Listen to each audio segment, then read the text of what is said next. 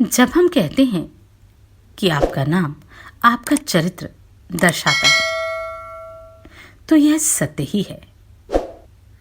आप जानते हैं अप्सराओं को अप्सरा ही क्यों कहा गया? यह सुर और असुर नाम उन्हें कैसे प्राप्त हुए? पिछले अध्याय में हमने यह सब जाना। अब उसके आगे की कथा। जब दिति के पुत्रों का संहार हो गया तो दिति ने क्या किया, जानते हैं इस अध्याय में। श्री वाल्मीकि निर्मित आर्ष रामायण आदि काव्य के बालकांड में 46वें सर्ग में आप सभी से अनुरोध है कि यदि आप इन वीडियोस को लाइक, शेयर या सब्सक्राइब नहीं भी कर सकते तो इन्हें पूरा अवश्य सुने।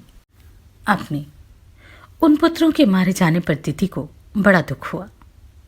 वे अपने पति मरीचिनंदन कश्यप के पास जाकर बोले, भगवान, आपके महाबली पुत्र देवताओं ने मेरे पुत्रों को मार डाला, अतः मैं दीर्घकाल की तपस्या से उपार्जित एक ऐसा पुत्र चाहती हूं जो इंद्र का वध करने में समर्थ हो।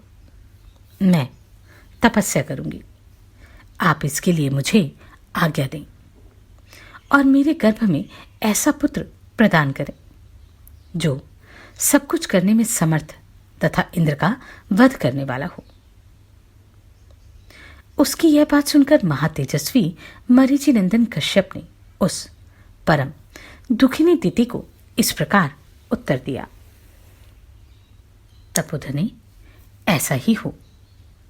तुम शौचाचार का पालन करो, तुम्हारा भला हो। तुम ऐसे पुत्र को जन्म दोगी जो युद्ध में इंद्र को मार सके।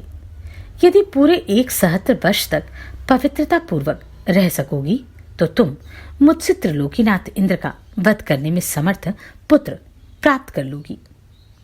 ऐसा कहकर महातेजस्वी कश्यप ने दिति के शरीर पर हाथ फेरा, फिर उनका स्पर्श करके कहा, तुम्हारा कल्याण हो। ऐसा कहकर वे तपस्या के लिए चले गए। नरश्रेष्ठ, उनके चले जाने पर दिति अत्यंत हर्ष और उत्साह में भरकर कुशपल्लव नामक तपोवन में चली गई और अत्यंत कठोर तपस्या करने लगी। पुरुष प्रवर श्री राम दिति के तपस्या करते समय सहस्त्रलोचन इंद्र विनय आदि उत्तम गुण संपत्ति से युक्त हो उनकी सेवा टहल करने लगे।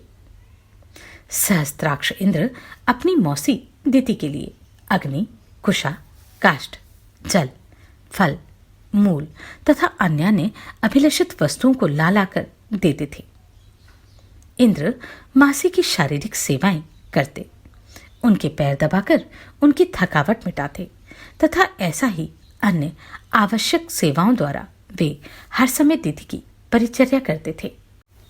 रघुनंदन, जब 1,000 वर्ष पूर्ण होने में कुल 10 वर्ष बाकी रह गए तब एक दिन दिति ने अत्यंत हर्ष में भरकर सहस्त्रलोचन इंद्र से कहा, बलवानों में श्रेष्ठ वीर, अब मेरी तपस्या के केवल 10 वर्ष और शेष रह गए।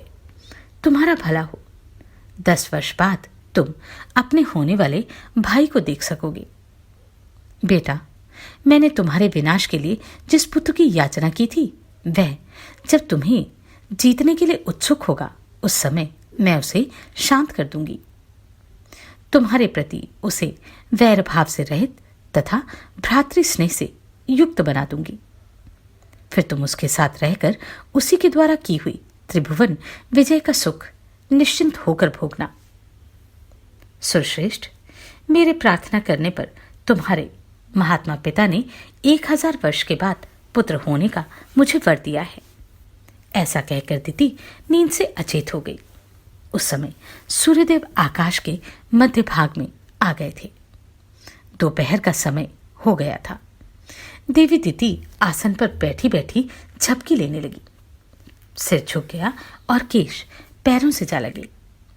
इस प्रकार निद्रावस्था में उन्होंने पैरों को सिर से लगा लिया। उन्होंने अपने केशों को पैरों पर डाल रखा था। सिर को टिकाने के लिए दोनों पैरों को ही आधार बना लिया था। यह देख दीदी को अपवित्र हुई जान इंद्र हंसे और बड़े प्रसन्न हुए। श्री राम। फिर तो सतत सावधान रहने वाले इंद्र माता दिति के उदर में प्रविष्ट हो गए और उसमें स्थित हुए गर्भ के उन्होंने 7 टुकड़े कर डाले। श्री राम। उनके द्वारा 100 पर्वों वाले वज्र से विदीर्ण किए जाते समय वह गर्भस्थ बालक जोर जोर से रोने लगा। इससे दिति की निद्रा टूट गई। वे जागकर उठ बैठी।